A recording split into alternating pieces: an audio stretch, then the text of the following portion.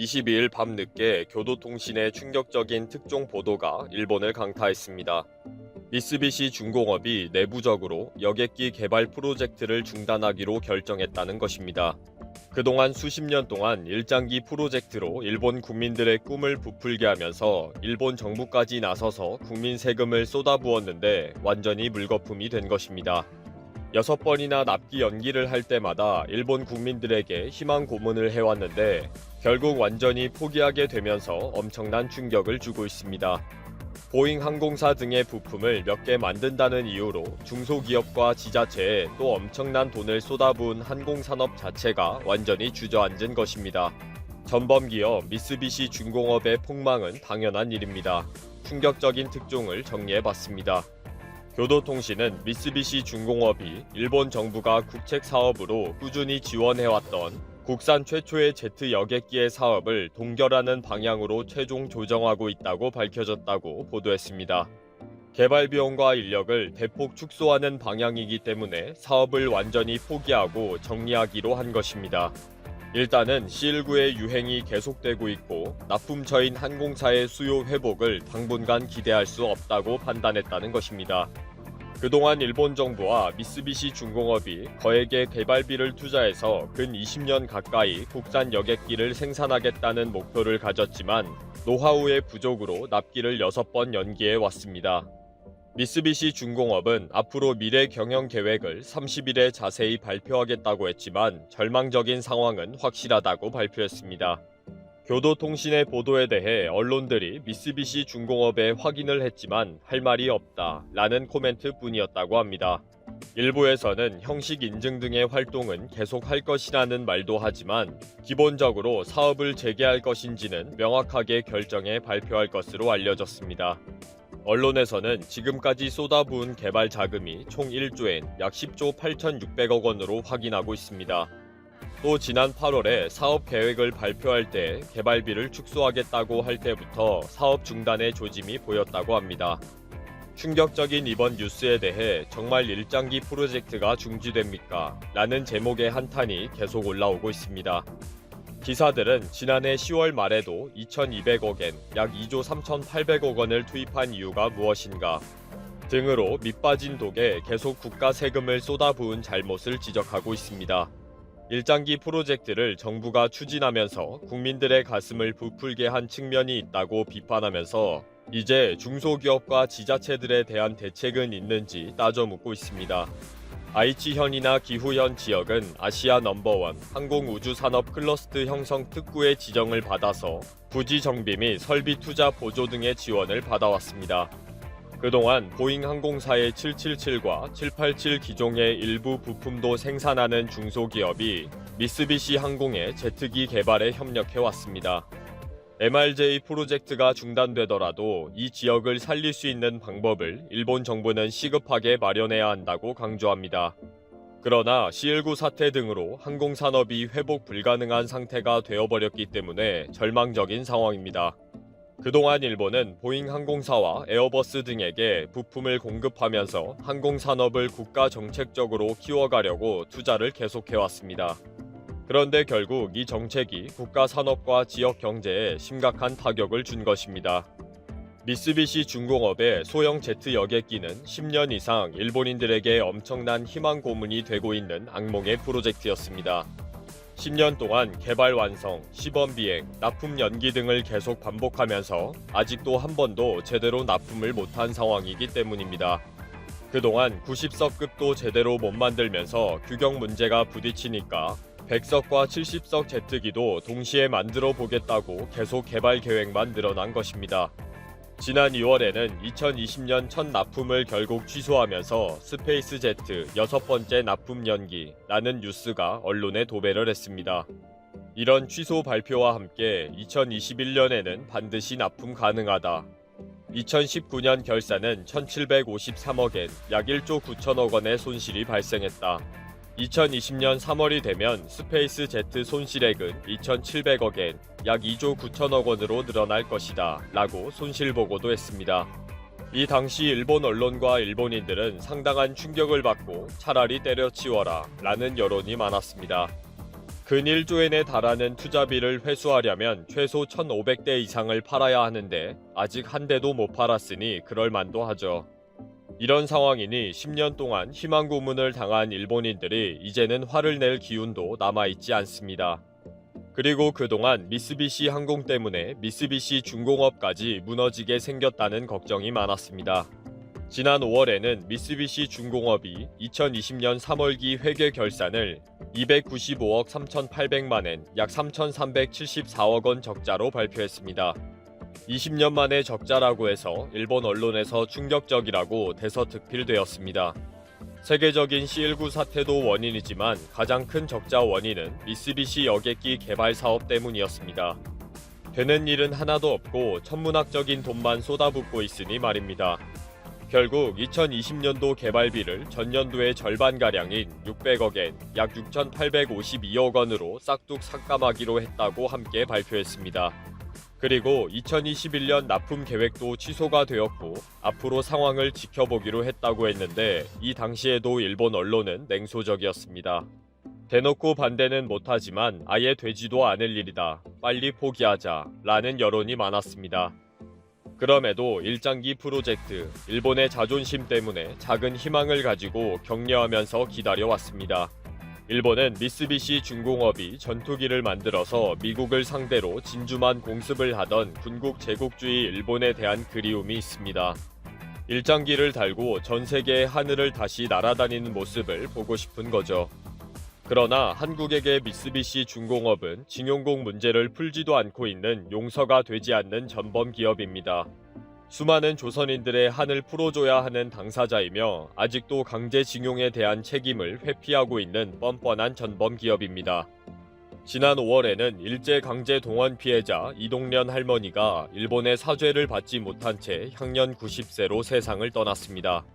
할머니는 14살이던 1944년 취직을 시켜주겠다는 일본인 교장에 속아서 미쓰비시 중공업 나고야 항공기 제작소로 동원된 근로정신대 피해자입니다. 일본은 1937년 7월 중일전쟁 이후 1945년 8월 태평양 전쟁이 끝날 때까지 수십만 명의 조선인 남성을 강제 연행했고 전쟁이 확대되면서 노동력이 부족해지자 여성들까지 강제징용했습니다. 미쓰비시 중공업에 가장 많은 조선인들이 소속이 되었기 때문에 최근 한일 갈등의 원인이 되고 있는 강제징용 배상 소송의 중심 대상 기업이 되고 있습니다. 미쓰비시 중공업은 죗값을 회피하는 몇 년 동안 천벌을 계속받고 있습니다. 마찬가지로 일본도 수많은 억울한 영령들이 결코 용서하지 않을 것입니다. 코로나 바이러스 감염증 무증상 감염자가 50명 나왔다. 이 중 절반 이상이 신장이 고래자치구에서 발생하면서 지역 감염 우려가 커지고 있다. 중국 국가위생건강위원회는 27일 0시 현재 전국 31개 성에서 코로나19 신규 확진자가 16명으로 집계됐다고 전했다. 이들은 모두 해외 역입 확진자다. 구체적으로 상하이, 산시에서 각각 3명, 허베이성, 스촨성에서 각각 2명, 베이징, 네이멍구, 헤이룽장, 푸젠성에서 1명씩 나왔다. 이로써 중국의 전체 누적 확진자는 85,826명, 누적 사망자는 전날과 같은 4,634명이다. 이날 무증상 감염자는 50명 발생했다. 이 중 26명은 중국 신장 위고래자치구의 카슈가르 지구에서 추가로 나왔다. 지난 24일 카스 지구의 한 17세 여성이 코로나19 무증상 감염자로 확인된 이후 무증상 감염자가 계속 늘고 있는 추세다. 이에 신장보건당국은 1급 대응 태세를 발령하고 슈푸현을 포함한 카슈가르 주민 475만 명 전원에 대한 핵산 검사에 실시했다. 반면 중국 본토 박통화권의 총 누적 확진자는 5,899명이다. 구체적으로 홍콩 누적 확진자는 5,303명, 마카오는 46명, 대만은 550명이다. 가디언, 유고브 케임브리지 글로벌리즘 프로젝트 공동조사. 세상이 놀랄만한 큰 재난이나 사건이 닥쳤을 때 그것이 우연히 벌어진 일이 아닌 배후 세력의 조작에 의한 것이라고 믿는 사람들이 있다. 과학적으로 근거가 없지만 설득력이 있는 것도 같은 이론 믿음을 우리는 음모론이라고 부른다. 2020년 인류에게 닥친 가장 큰 재앙으로 여겨지는 신종 코로나 바이러스 감염증 대유행과 관련해서도 무수히 많은 음모론이 제기됐다. 인류가 이전에 경험해보지 못한 신종 바이러스가 중국 또는 미국에 의해 만들어져 유포됐다거나 세계 유수의 기관들이 집계하는 확진자 및 사망자 통계가 과장이라는 믿음이 대표적이다. 그런데 이런 코로나19에 관한 음모론을 진실로 받아들이는 사람들이 의외로 많다는 사실이 영국 일간 가디언과 유고브 케임브리지 글로벌리즘 프로젝트의 공동조사를 통해 확인됐다. 전 세계 25개국 2만 6천 명을 대상으로 지난 7에서 8월 실시된 이번 조사에서 상당수의 응답자는 특정 국가에 의한 바이러스 제조 및 유포설, 코로나19 확진자와 사망자 통계 과장 등 음모론을 믿는다고 답했다고 가디언이 26일 보도했다.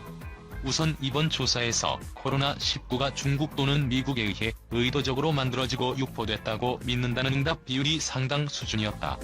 신종 바이러스 제조 및 유포자로 중국을 지목한 음모론 신봉 비율은 나이지리아가 50% 이상으로 가장 높았고 남아공, 폴란드, 터키가 40% 이상으로 뒤를 이었다. 미국, 브라질, 스페인의 경우 이 음모론 신봉 비율이 35% 이상, 프랑스, 영국, 이탈리아, 독일의 비율도 20에서 25% 선이었다. 바이러스 제조 유포 책임자로 축국이 아닌 미국을 지목한 음모론에 대해서는 터키 응답자의 신봉 비율이 37%로 가장 높았고 그리스와 스페인에서도 20%에 달했다. 특히 눈에 띄는 것은 미국 응답자의 17%가 자국 정부를 겨냥한 이 음모론을 신뢰한다고 답했다는 점이다. 코로나19 확진자와 사망자 통계가 과정이라는 음모론이 절대적으로 진실이거나 진실일 가능성이 있다고 믿는 응답자도 적지 않았다. 국가별로 보면 나이지리아가 59%로 가장 높았고 그리스가 46%로 그 뒤를 이었다. 이들 국가에서는 절반에 가까운 사람들이 코로나19 통계 조작설을 믿는 셈이다. 그리스, 남아공, 폴란드, 멕시코에서도 40% 이상이 이 음모론에 동조했다. 미국, 헝가리, 이탈리아, 독일에서도 통계 조작설 신봉자가 30% 안팎에 달했다. 코로나19 유행이 전문가에 대한 신뢰도를 높였지만 반대로 과학 부정론자나 음모론자들이 퍼뜨리는 가짜뉴스 유행 추세도 만들었다는 게 전문가들의 지적이다. 영국 브리스톨대 인지 심리학자인 스테판 레반도프스키는 바이러스 대유행이나 총기 난사 사건과 같은 무서운 사건은 통제 불능 상황에 대한 일부의 불안감을 자극하고 이것이 음모론 확산으로 이어진다고 진단했다. 그는 심리적인 안정감, 즉 자신은 무작위 피해 대상이 아니라는 느낌을 준다며 감염병 유행 상황에서 이런 신념은 공식 조언을 무시하게 하거나 파괴적인 행동 또는 폭력을 저지르게 한다는 점에서 위험하다고 우려했다. 그는 이어 바이러스 확산에 대한 정부의 무능이 음모론 확산에 영향을 미칠 수 있다고 지적했다. 실제로 이번 조사에서 프랑스에서는 4명 가운데 1명, 영국과 스페인에서는 4명 가운데 1명꼴로 코로나19 사망자 통계 과장서를 신뢰한다는 답이 나왔다.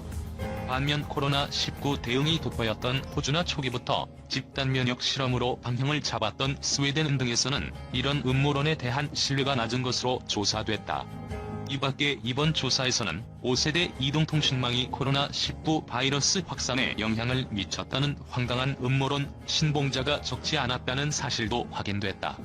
5G 네트워크가 코로나19 감염증을 유발하거나 심화한다는 음모론을 신뢰한다는 응답 비율은 터키, 이집트, 사우디아라비아, 나이지리아, 남아공 등에서 20%가 넘었다. 중국이 지난 26일 개막한 중국 공산당 중앙위원회 19기 5차 전체 회의를 통해 세계 환경 수호자를 선언할 것이라는 전망이 나왔다. 도널드 트럼프 미국 행정부가 파리기후변화 협약을 탈퇴하는 등 기후, 환경 문제에서 국제사회 리더 역할을 내팽개친 틈을 노려 중국이 국제사회의 기후, 환경, 생태 논의를 이끌어갈 기회를 잡으려 한다는 것이다. 홍콩 사우스 차이나 모닝 포스트는 중국이 오는 29일까지 열리는 19기 5중 전회에서 남극태양생물자원보존위원회가 검토 중인 새로운 해양자원보호구역에 대한 지지 선언을 할 것으로 보인다고 27일 보도했다. 미국, 영국, 러시아, 중국 등 25개국이 회원인 남극태양생물자원보존위원회는 지난 9년간 동남극 웨든의 남극 안도를 아우르는 약 400만 제곱킬로미터에 달하는 지역을 보호구역으로 설정하는 안을 논의해왔다. 해당 지역이 보호구역으로 설정되면 역사상 최대 규모 환경보호구역이 된다. 이 지역은 크릴새우 남획과기온 상승이 심각한 문제가 되고 있다. 하지만 각국의 이해관계가 엇갈리면서 보호구역 설정이 10년 가까이 성사되지 못했다. 업이 주요 산업인 중국도 그간 이안에 반대하는 입장이었다. 그러나 신종 코로나 바이러스 감염증 등으로 국제사회에서 입지가 좁아진 상황이 중국의 입장 변화를 유도한 것으로 보인다. SCMP는 환경운동가들은 시진핑 중국 국가주석이 최근 유엔 총회 화상연설에서 한 약속을 계기로 중국의 변화를 기대한다는 표현으로 중국의 입장에 변화가 생겼음을 시사했다. 앞서 시 주석은 지난달 22일 유엔 총회 화상연설을 통해 2030년 전까지 탄소 배출량이 정점을 찍고 2060년 전까지 탄소 중립을 실현하도록 할 것이라고 선언했다. 탄소 중립은 실질적인 탄소 배출량을 0으로 만드는 것이다. 세계 최대 탄소 배출국 중국이 탄소 배출 제로를 약속한 것은 처음이다. 시 주석은 또한 생물 다양성 보존을 위한 더 많은 법을 도입하겠다고 약속했다.